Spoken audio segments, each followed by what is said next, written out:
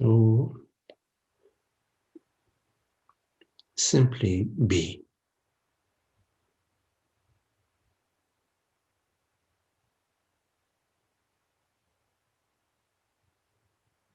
Welcome yourself without knowing yourself.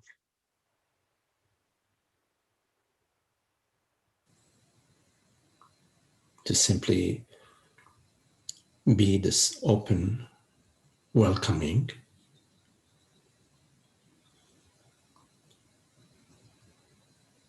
that has no past and no future.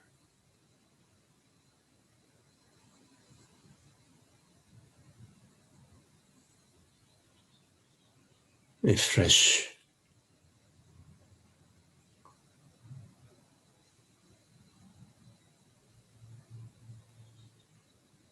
not knowing, fresh being.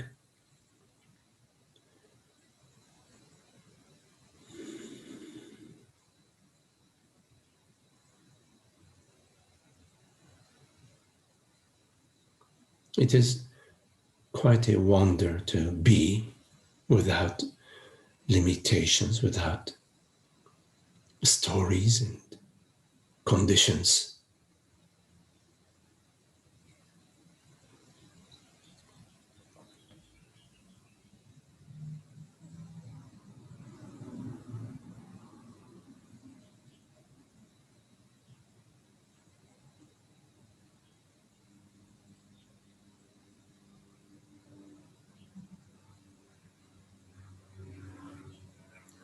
We are so habituated to seek experiences,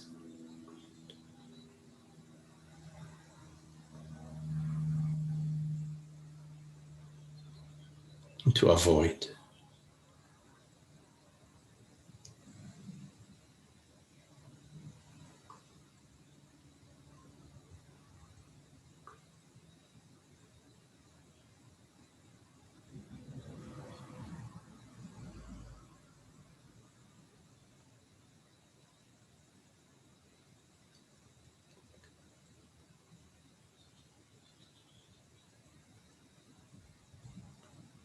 And every now and then we realize the joy of being that has no past and no future and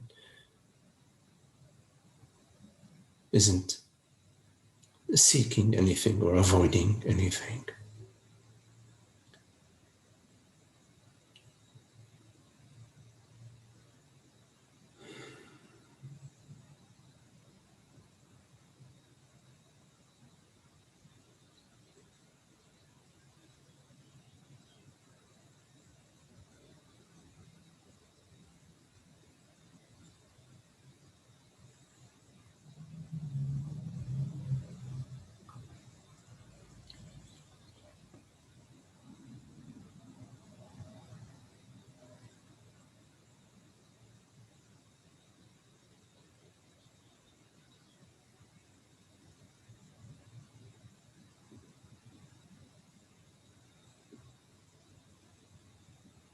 So welcome your experience as it is.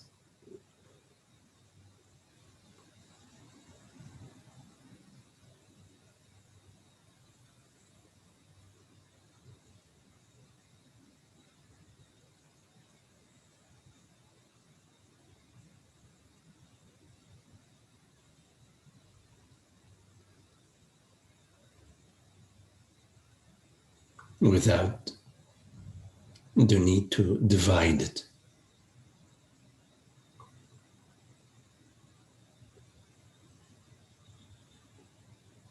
Without segmenting yourself.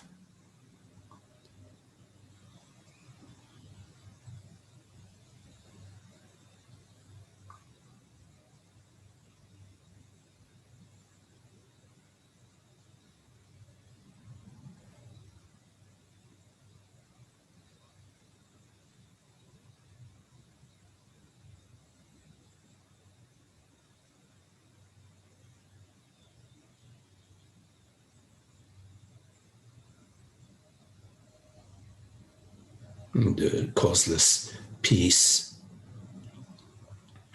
reveals itself in and as this simplicity.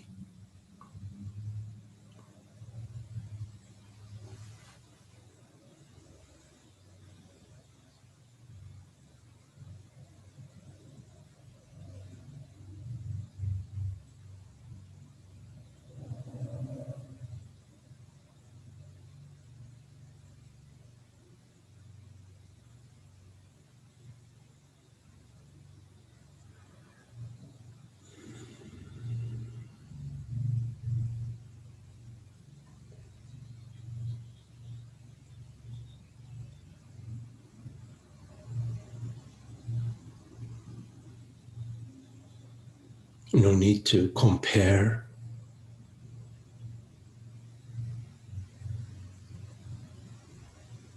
No need to measure. No need to judge. What for?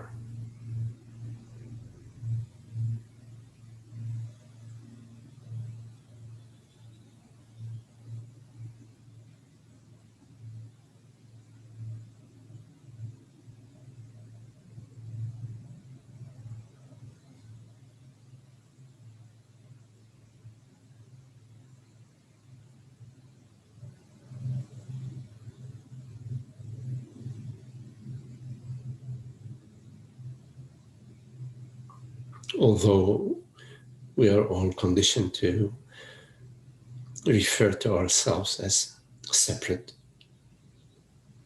body minds,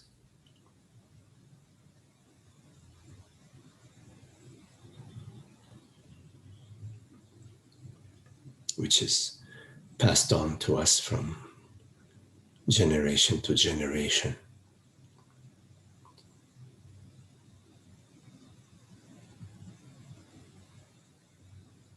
We know ourselves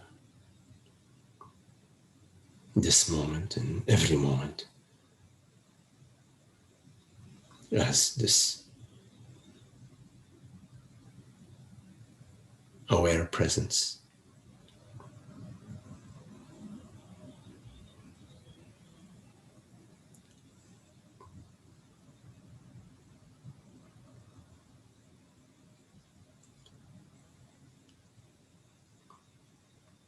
Quite a gift to get a glimpse into your true nature.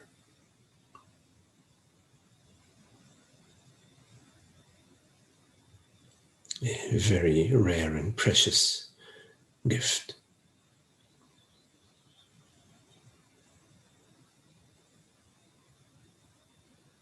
That is bypassed by so many.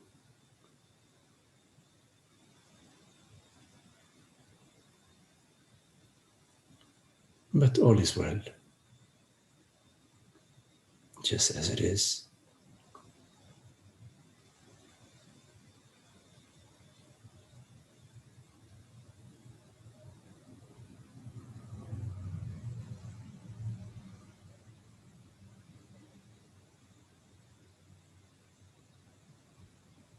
God is all loving.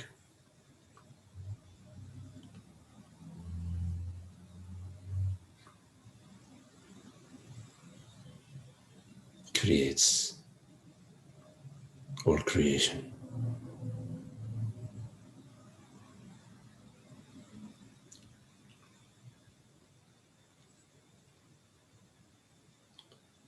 The impression of time arises to you as thoughts and images.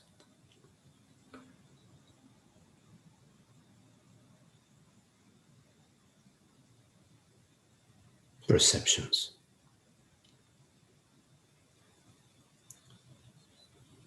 You look in the mirror and there is a 15-year-old face, and you blink and look again and it's a 50-year-old face. It's a perception of time.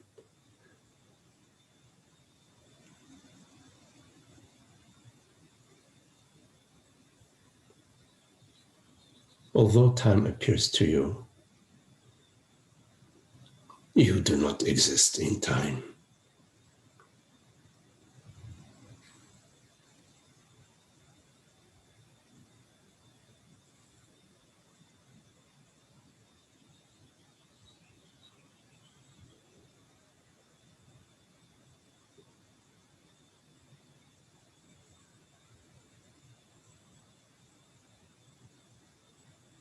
It's quite a revelation.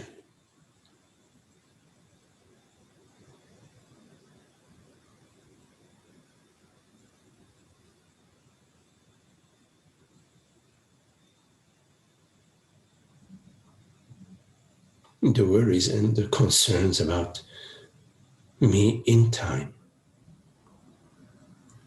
are false, unhappy worries and concerns because I do not exist in time.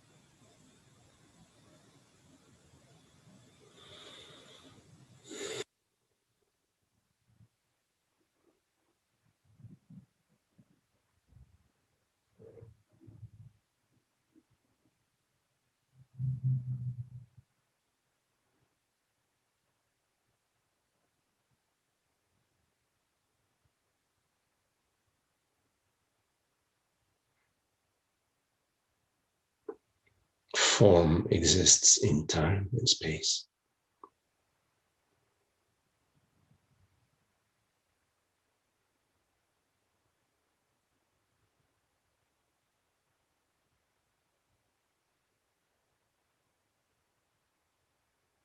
I perceive form. That which perceives the form is not a form. A form does not perceive.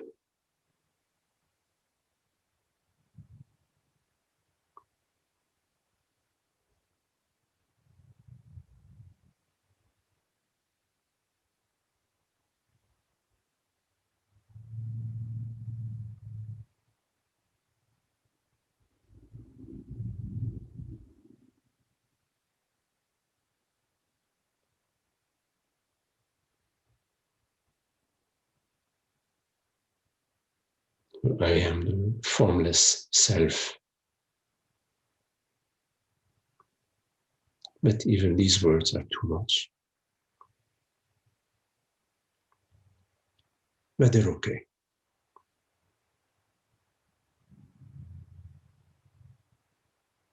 The silent, still presence.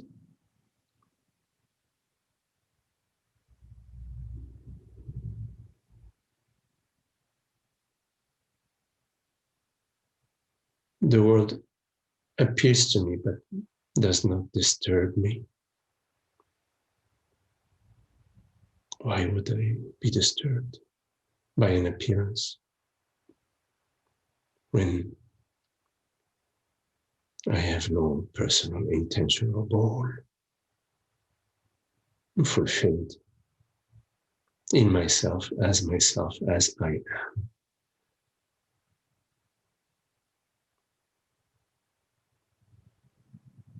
Not seeking a future fulfillment, some fulfillment down in time.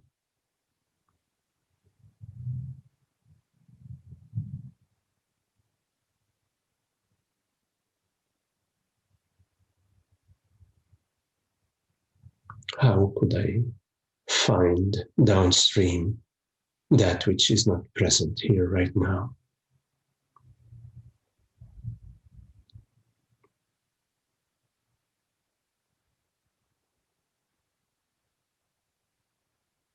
My imagination only offers imagination experiences, imaginary phantoms.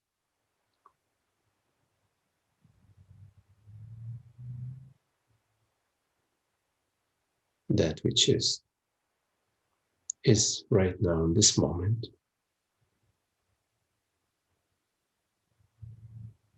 And I know it as I am, as amness, as presence, as beingness, as awareness.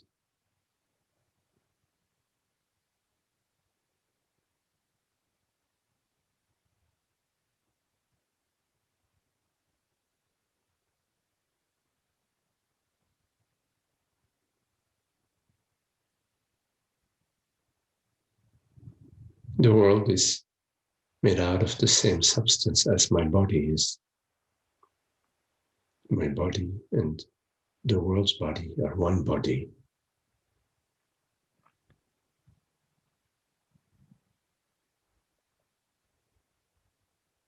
There's no brick wall between my body and the world.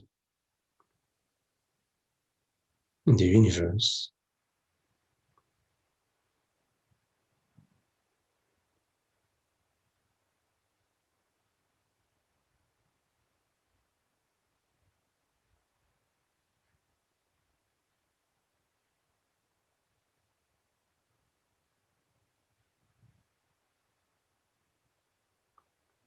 so separation is a falsehood.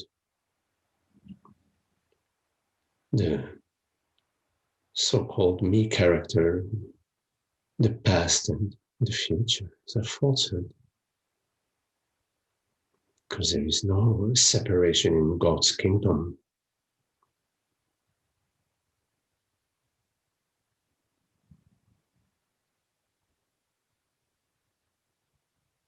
How could there be a me and not me?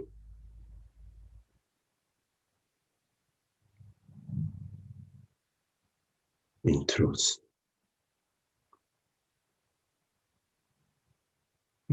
is one.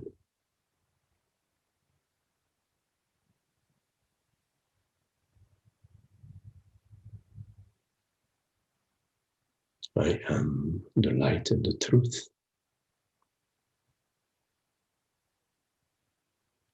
It cannot be something apart from myself. How could it? What would it be if it's apart from myself? Then I have no knowledge of truth. If it's apart from myself, then how would I even talk about truth if it is apart from myself?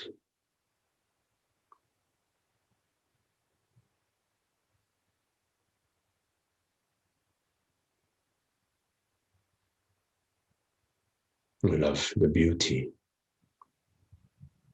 They cannot be apart from myself.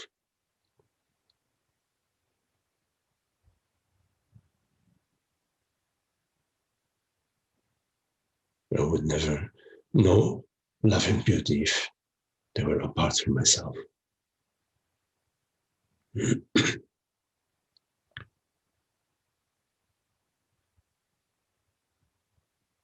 Isn't that so?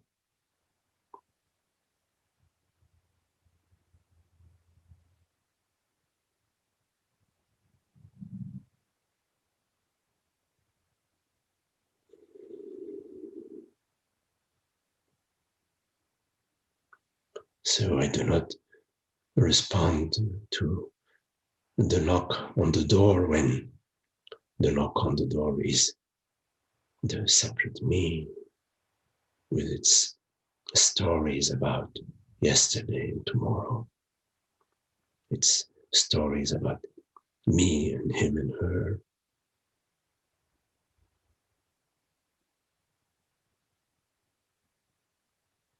I do not navigate these waters. I do not embark on this journey. I do not travel this bumpy road.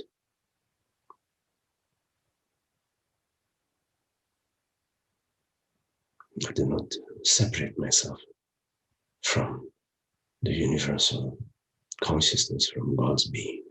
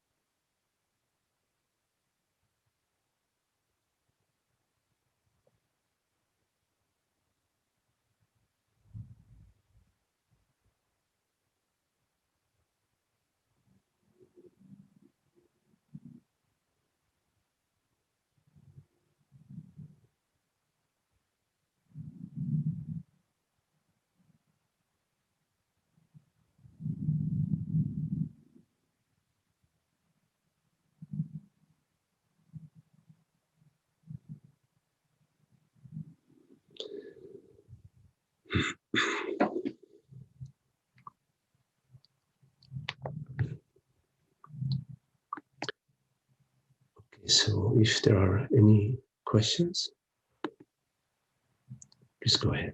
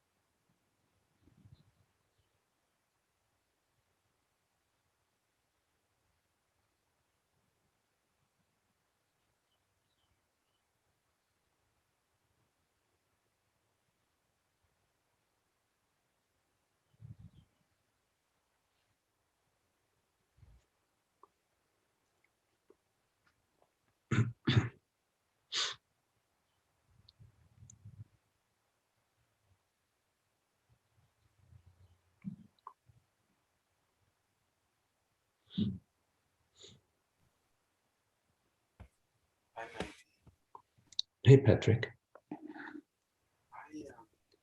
I'm not hearing you quite well, Patrick. How about now? A little bit better. How about now? Yes. Okay, must be this microphone must not be working. Yes. Okay. Okay. Maybe the mic. Yes. Sorry. Okay, so I've had this experience when I really go deep into meditation where the feeling of being on a swing when you're a kid in your lower belly that feels like letting go. And I'm wondering if I mean, I realize that's just a phenomenon that is perceived, but I'm wondering if the letting go is also tied to a hanging on, that somehow my body, the belief in my body is hanging on. I don't know. Could you speak on that, or is that something that's unique, Oh, that that you can't really speak about? yes, yes.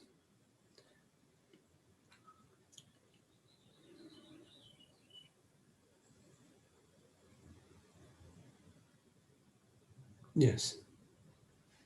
So the sense of me, the sense of separation, my life, what's happening to me, what happened to me, and my hopes, my aspirations, a whole bundle of the sense of separate self. Of course, it is the belief that I am this man, I am this person, I am this body, I am this father, mother, brother, sister, whatever. But also, it's at the feeling level, the feeling level, that's where it sort of sticks, the sense of me from a young age. It passes, this is your toy, this is my toy. At a young age, it passes. But over time, the sense of being me gets, the body gets sort of populated with that sense. And it's, I think, as you mentioned, it's a series or a body of contraction, of holding on, resisting, hiding, avoiding, defending, all sorts of subtle somatic aspect of the sense of separation in the body. And when we are on the swing, for a moment, there is no gravity. There's that moment of no gravity where the pull and the push, the pull and the push are sort of come at zero, and it's like,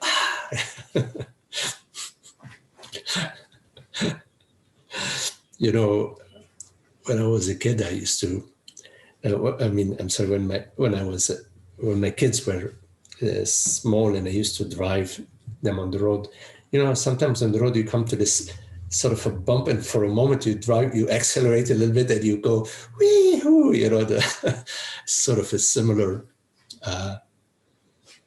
we laughed that whenever I noticed that there was going to be a little bump like that on the country roads more than, then I would just accelerate so that they get so excited. Anyways, yes, so there is an experience of being, of the body of being, that is non-contracted, no resistance, no defend, and we do have glimpses of that at the feeling level. So there are two aspects to the contemplation of our true nature, meaning the contemplation of love, of beauty, of freedom, of causeless joy, causeless happiness.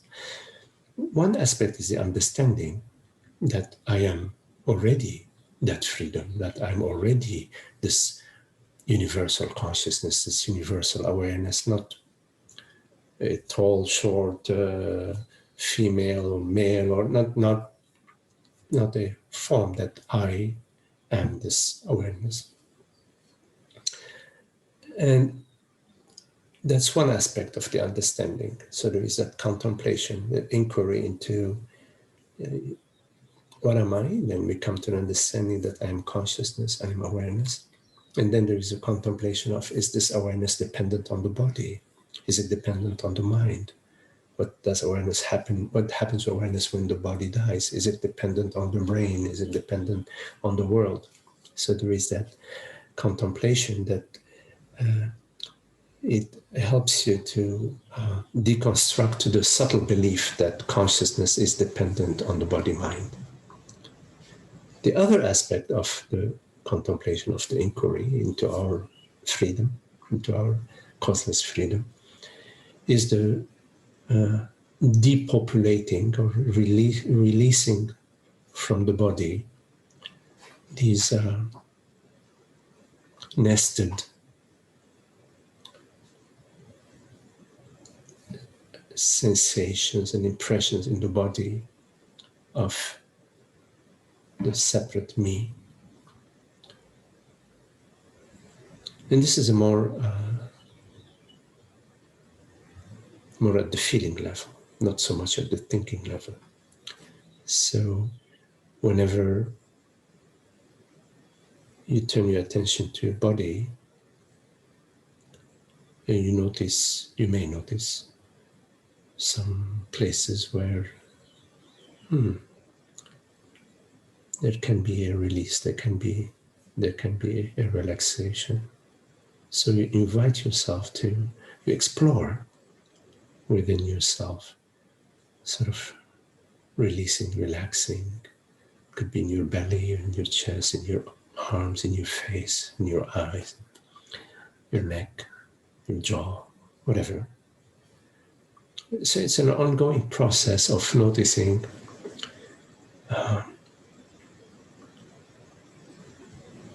these tendencies and being on board within yourself, with yourself, to explore the freedom from maintaining or continuing. So there is a noticing,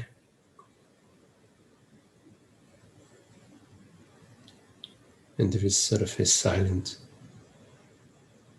exploration of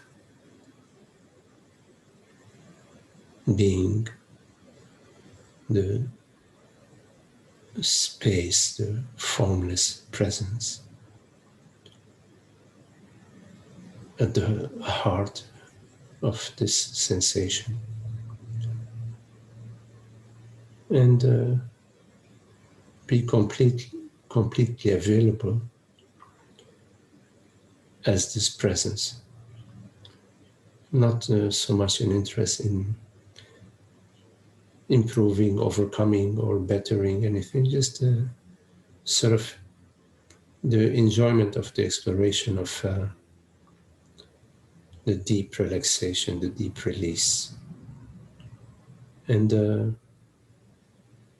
sort of one could say like an abandonment, it's sort of an abandonment, and a willingness to sort of allow yourself to go with that abandonment no matter where it takes you. Sort of like, okay, yeah, let's slide down that water. It's soft, not so steep. So in relationship, it's very interesting because in relationship, often our buttons get pushed, maybe sometimes in a big way, but most often that's not that important, but it's not like so major, but still our buttons get pushed. And what it means is that to a certain extent, maybe our expectations are not being met, but more importantly, we're feeling unhappy. And this feeling of unhappiness is an internal resistance. It is part of that old body of separation that we're so accustomed to maintain and to live. So in relationship, when we are we detect a little unhappiness, it's helpful, well, on one hand, to understand that this unhappiness has to do with the belief of being a separate person, but more importantly, it's helpful to explore at the feeling level, being transparent to the experience, which means the tendency to move away, to blame the other, to analyze, to judge myself, these tendencies, they are a movement away from the presence at the feeling level. So there is a presence at the feeling level, which is a sort of a transparent presence that is completely open. It has no gates, no doors, and therefore one could say it's available to whatever arises within the body without an interest in correcting it, without an interest in defending it, without an interest in safeguarding it. So this may go against our old tendency of defending and safeguarding and arguing. But we've been down that road, enough. We know the impasse, impasse for us and for everybody involved. So there is an active participation in a new direction rather than the old habits. And it's sufficient to notice the old habit and to remain still and present. But it's not about seeking a new experience or a new feeling or a happier feeling. No. Sometimes it's not too happy. It doesn't feel too good to simply be present, to having our expectations, our partner or our friend act in a way that it's not in line with our expectations or our habits or our conditions or our conditioning. We may feel a little upset sometimes. But that's okay, because the upsetness is an impression that's on one hand arising upon the false belief of being a separate self that needs to defend itself and aggrandize itself and justify itself. And on the other hand, this upsetness is an old habit that we've picked up and stored in our body from, past situations, etc., that where maybe as a young child we couldn't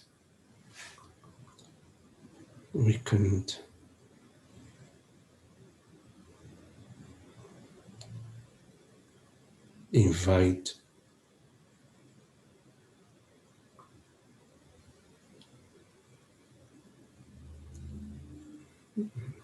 the others to the peace and the love that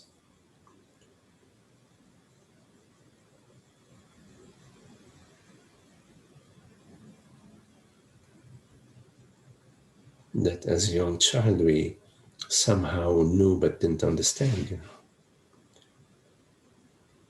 We're all endowed with this inner knowledge about peace and love and happiness. We don't need somebody to teach us. It's just that the way the human experience is,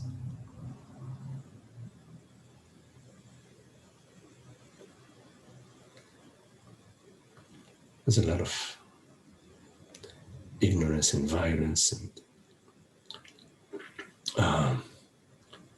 unhappiness in the realm.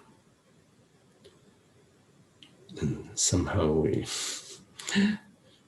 become part of that show.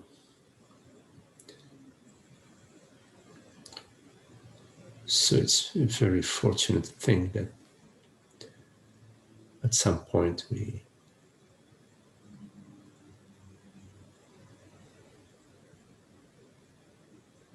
start to perceive beyond the bubble.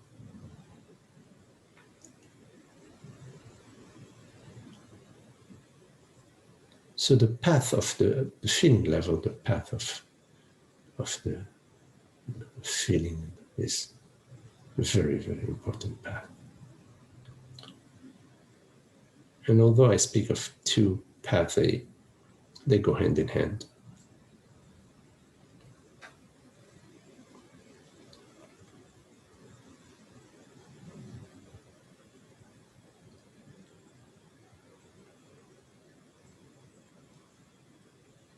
So we live in moment by moment. Moment by moment means we do not live in time. Our experience is not of the past. You cannot experience the past.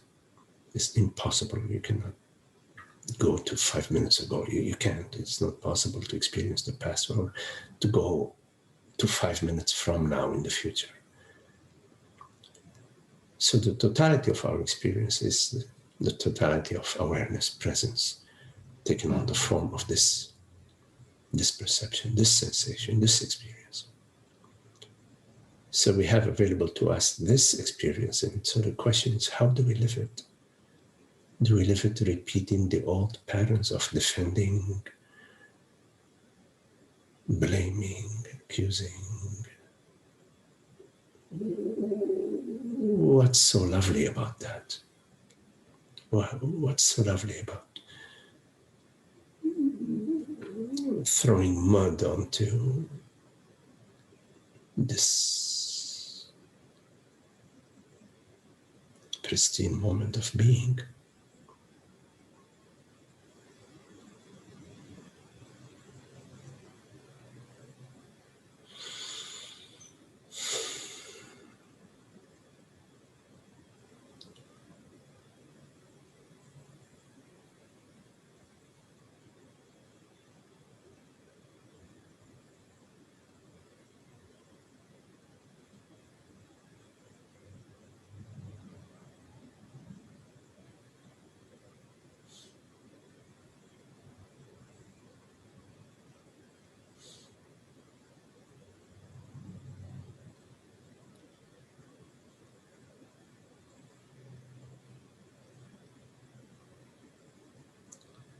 Most of the unhappiness that we experience is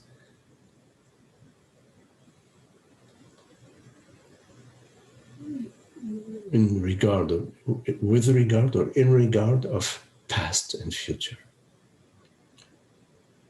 which don't exist.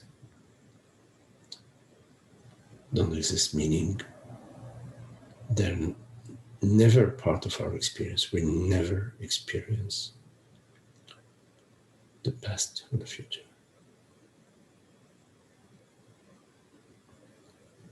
All our concerns and worries and troubles and regrets and have to do with in an imaginary realm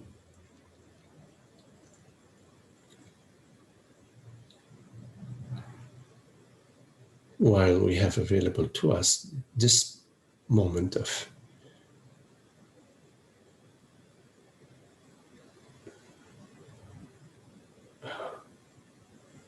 available to us in terms of we have the capacity of living this moment out of love and understanding. What would be better than that?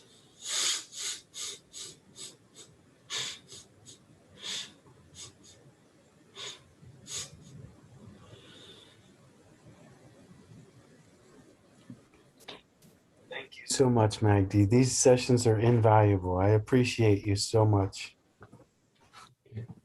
Thank you.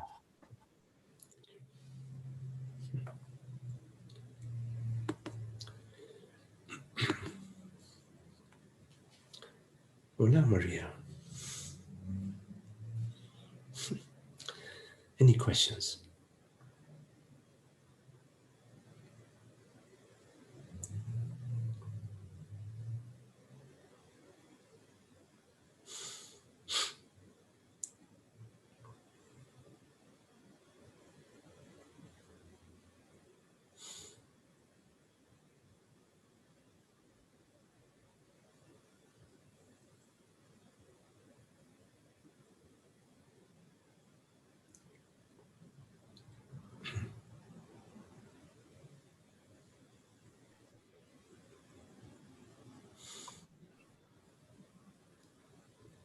Hola, Maria. Hi. Hi, Maria. Hi, Magdi. Yeah. So good to see you, Magdi. You too. I'm very excited to be going to Francis retreat very soon. I hope to see you and Wonderful. be able to give you a real hug. Yes. Yeah, we are 10 minutes away. Oh, how lovely. It'll be lovely to Yes. see you. Yes. And I do want to check in with you on something. I have people at work that are having conflicts and fighting with each other that make me feel really unsure about going on this trip for this retreat. I'm totally determined that I'm going on this retreat regardless. But then things just happen where people don't get along and can't work in a teamwork situation. And just figuring out what my role is and how to relate to that, you know. So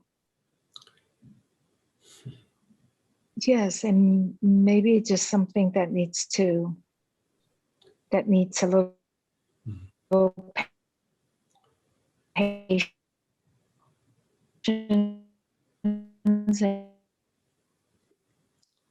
I'm hearing you a little choppy. The signal is a little bit bad right now. Sometimes it does. Prevention. Child is always knowing and intervening. Okay. Oh. Hi, can you hear? For a moment, hi, Magdi, can you hear me? Now I hear you. There was a moment where I was not hearing you very well. Oh, great. Thank you. Thanks. Now I hear you, yes. Okay. Yeah. Oh, thank you. Good. Okay. I'm happy. Yes. Yeah, it's a question about when one do something or intervene, and when does one just let things be. And of course there's a seeming doer, and in actuality I understand that what happens is what happens. There's a seeming need to decide or to intervene or to do something. And well, yeah, no, it makes sense to intervene and to act when there is a situation that appears to you that is calling you to interfere, as the intelligence that that you are. You know, it's not, you know, we don't, the sense of separation, the separate me leads us to act in order to maintain our self, our image, our pride, our sense of me. But there are actions that arise out of our intelligence. And by the way, are you hearing me, Maria? Is the sound okay? Maria, can you hear me? Yes, you break up a little bit, but yes, I can hear you. Yes. So I was saying there is action that arises out of intelligence. So yes, now,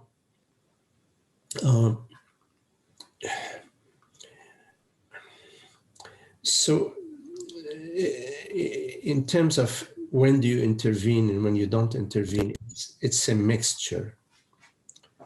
Let me know if you're not hearing me. If there is an issue with the sound, let me know. Okay. I'm hearing great. So it's a mixture. Sometimes we intervene, sometimes we don't. Now,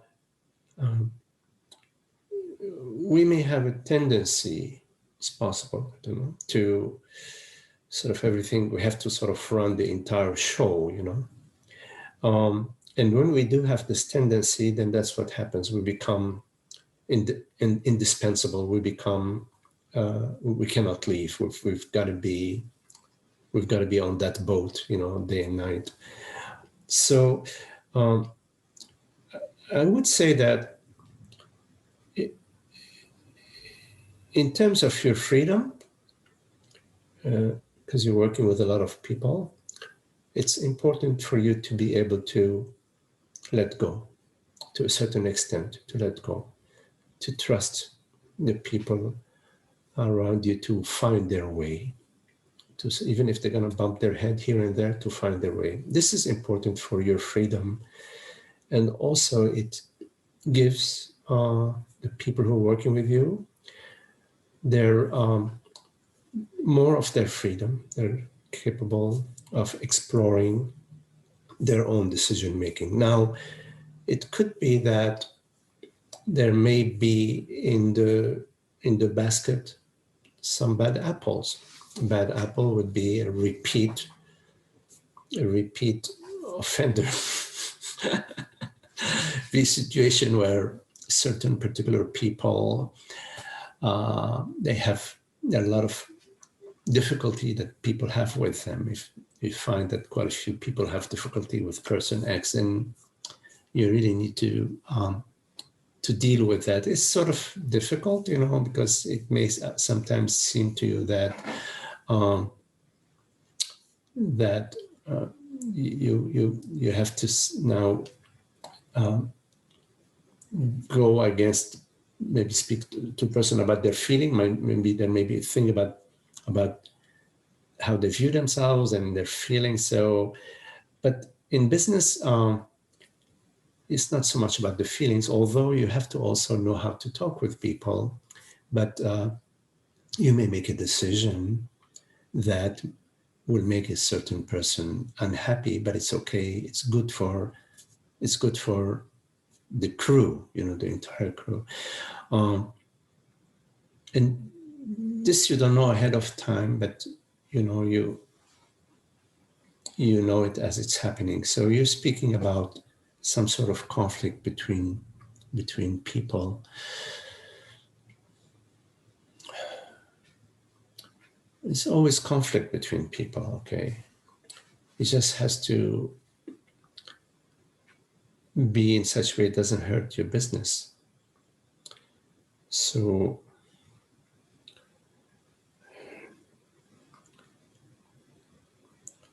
I think I need more information. I need to know more about the severity of the conflict that is going on. And do you have somebody who is in charge in your absence, or yeah, how does it work once you leave for a week or 10 days or a couple of weeks? Yeah, I have like a leadership team. So thank you for asking that question, because Yeah. now that brings about clarity that when I do leave, I need to assign one person who will have to be the leader of the leadership team, Yeah. so to speak. It's like the head cook is one leader, and the front of the house is another leader. The administration is another leader. And usually when I leave, the person in admin would be the one that's responsible for decisions now that comes up. Unless they're major, then they will contact me. But in this case, the conflict does involve this particular person, and I'm not trusting her judgment. Oh, So that's the little tricky part. yes. And the judgment I have of the service manager is very good. It's usually not her job to take over my job when I leave, but so I have to figure out how to navigate that. Yeah. Yeah. So when you're away, and even when you're not away, you have a team, a management team, decision-making team, but I would encourage, just from my experience, that there would be a favorite person that you go to for the information about the whole. So yes, person A may tell you about their task, person B may tell you about their team, person C may tell you about their team, but about the entire show, you need to have a person that you trust. For example, in my case, that's right. Yeah. So although you may be going to 4 or 5 people in the leadership team to communicate and get information from them and explore possible solutions or possible plans, it's helpful to have one person which is your key person. So, and everybody needs to know, should know that you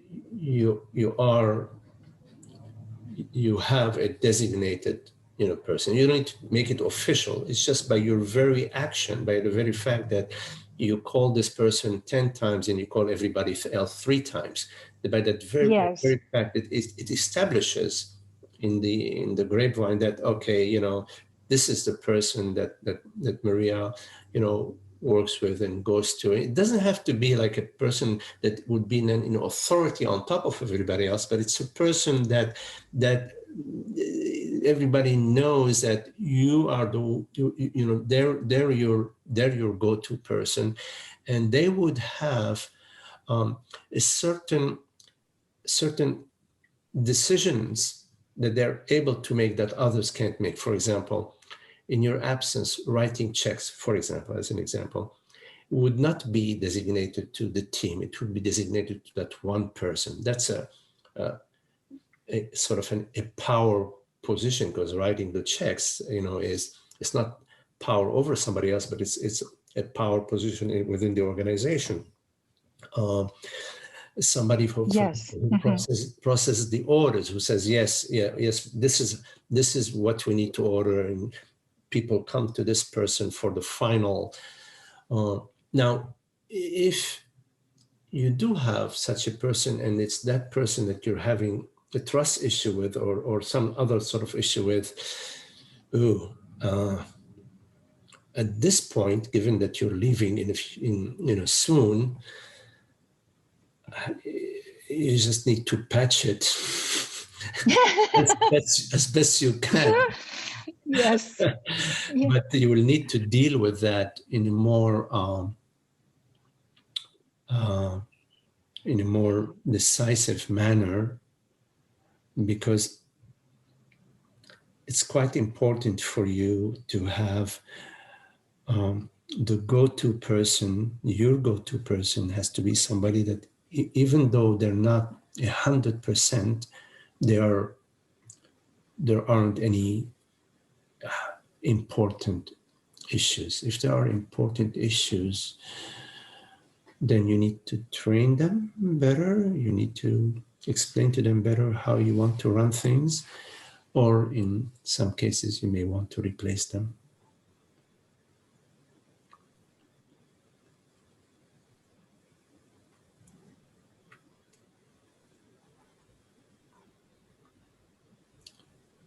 You still hear me, Maria?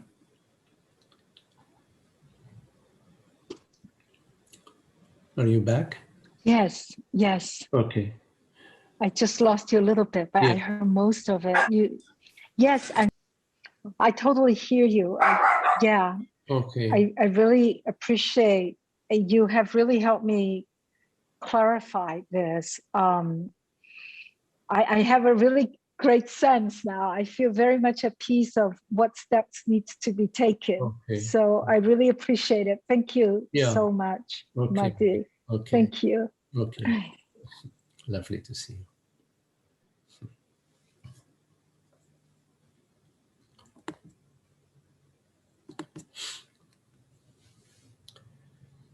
Any questions?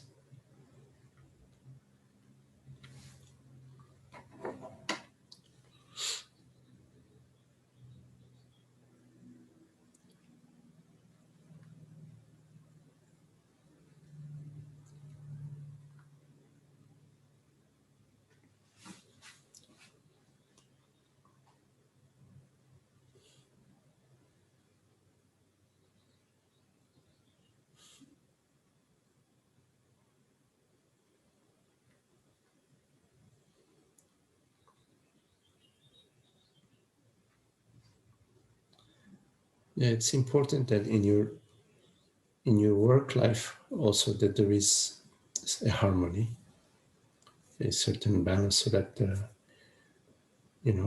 at home, at work, and within yourself there is a peace across the board. And in business and in relationships, people are different, but it has to overall work. It has to function overall, and so the business is for everybody's benefit. It's not just for the owners. It's for everybody. So everybody has to understand, including the owner, that we are working together in the same direction. Now, of course, not everybody is benefiting. It's not a socialist system, right? So that's fine. This is how it works. There are some people who create the business. They work much harder. They take more risk. So their rewards are different. But the intention is for everybody to benefit. Yeah. And so it's not. Everybody has to understand that, and the person who owns a business, their job is to make sure that everybody, in spite of their differences, is still working towards the same goal. So sometimes, if it's not working in some cases, then you have to make the changes for the benefit of everybody. And you also have to make it clear that we're working for the profit of everybody, for the profit of our clients, for the profit of the business, for the profit of your family, of your children, and for the profit of my family and my children. So you need to understand that, get on board with that. And if you're not on board with that, take a break. Take a break, it's okay. So that's when you're coming with that sort of understanding, and you're expressing it to everybody, it's helpful in that sometimes there are members of the company or of the group who want to live their personal fantasies within the business, and that's not what it's about. Okay. Business is not so much about your personal fantasies and your personal feelings and your personal whatever. It's not about that. It's about food, shelter, and clothing, and about harmony for everybody. Anyways, it's a challenge. I've been in business all my life, and it's very dynamic and alive. But it works. It works if you're following the principles, the higher principles, the principles. It's not about emotions. It's not about feelings, It's not about that. You're following the principles of equity, the principles of fairness towards everybody, towards yourself, and towards the client. And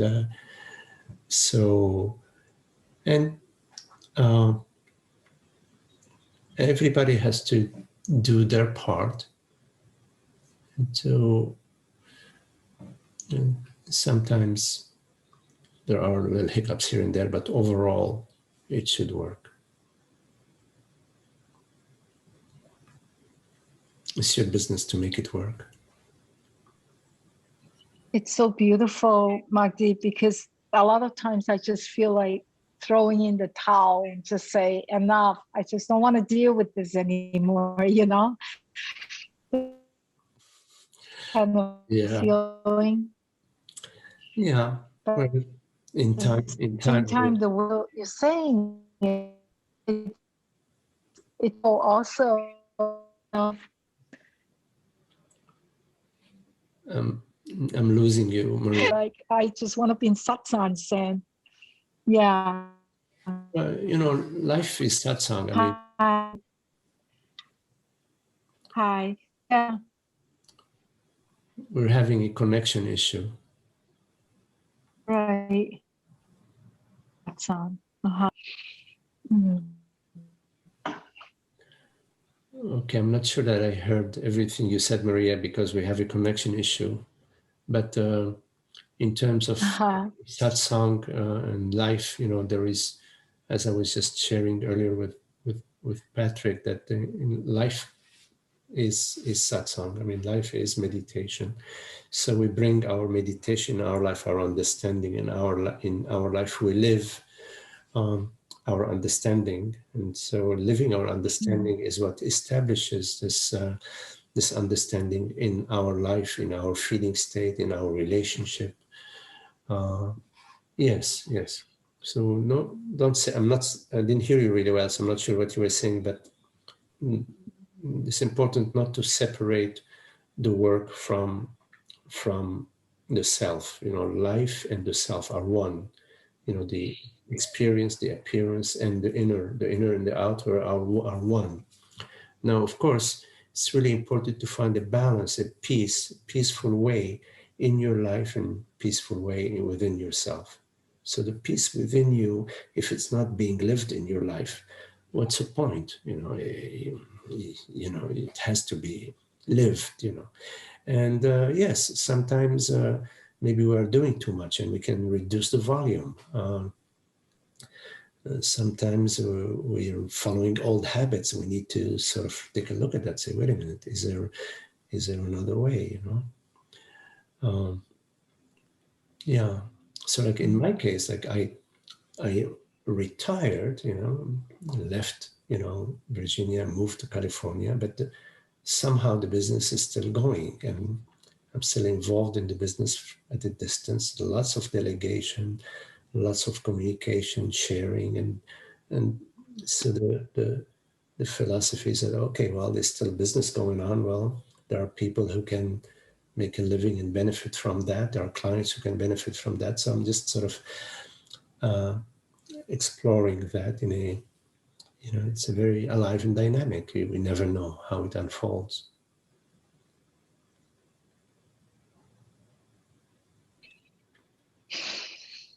Yes. Thank you, Magdi. Yeah. So in a way, like you are like the captain of the boat. At the same time, you have a mission, which is to keep the boat safe, to keep the boat on track, to get the passengers from point A to point B, and it's at a certain time frame. You have a whole crew, and of course, you have a relationship with the crew.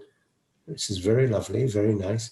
But the tasks, the job, the work of the crew is to do their task to accomplish and to bring the boat to and your responsibility is, you're like the conductor of all of that, and it's gonna all be harmonious. And I mean, maybe it's an exaggeration to talk about, you know, but overall it has to be harmonious. Overall, it has to be progressing and moving in the right direction.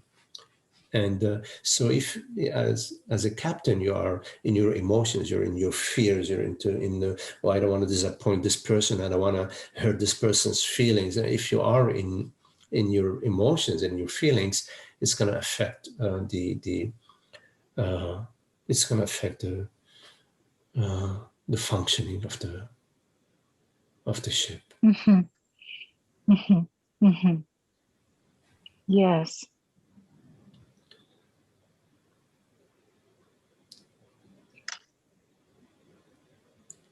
I totally hear you. Yes.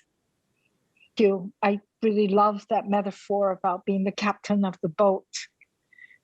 That gives you the big picture of what my job is. Right. Yeah. Thank you, Magdi. Mm-hmm. It's so lovely that you can share your wisdom of the years in business with me. Thank you. Yeah.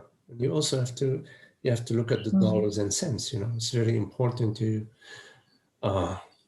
have the engine, you know, the fuel to run the engine. So you're also looking at what is the impact of your decisions upon the bottom line. So there is also, of course, a very important aspect. Well, you know that, I mean, you're in business. Yeah. You know that. Right? Yeah, otherwise the boat will sink very quickly. Yeah, so, you're right. Yeah. Well, it's also, I just look at it, well, it's also a dance. It's also a game, you know, a little bit like a Monopoly game. Absolutely. Yeah, sometimes there's a little strategy, and then sometimes there's luck, and there's sometimes you go to jail. Yeah. Well, hopefully not. You know, I remember this is coming like in a Monopoly game. So it's just, I don't know if you're hearing me. We're having a little of a signal issue. I remember, you know, once I was presenting a proposal to a client, and I was in my emotions. I was sort of afraid, you know. I felt I was not fully, you know, comfortable, and I had done this so many times where I coming to make a proposal and I say the price is, I think that I want 50,000. That would be fair, a good profit for me, and you know, the numbers work. And in the past, I was like saying, "Oh, well, how about 40? You know, oh no, how about 35? I'll do it for 35." So I remember this one time, I was sort of looking at that, and then I tell the client it was 50. I said, "Okay, look, I'll do it for 65." And the client goes, "Okay." And from then on, it's always been like that. From then on, it's always been like that.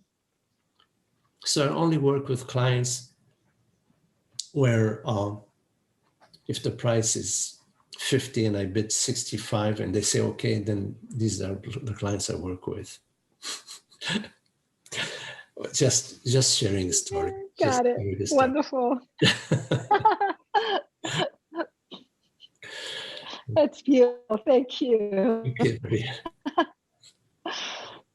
Yeah. Sometimes we think we know better ourselves, and then all it takes is that moment of courage, right? Of kind of to be open, jumping off, and to open yourself up to infinite possibilities. Yeah. Infinite possibilities.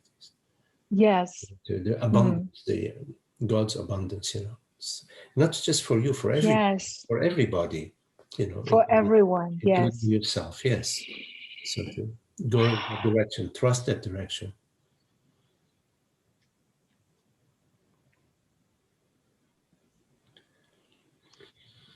Yes. Thank you. Okay, Maria.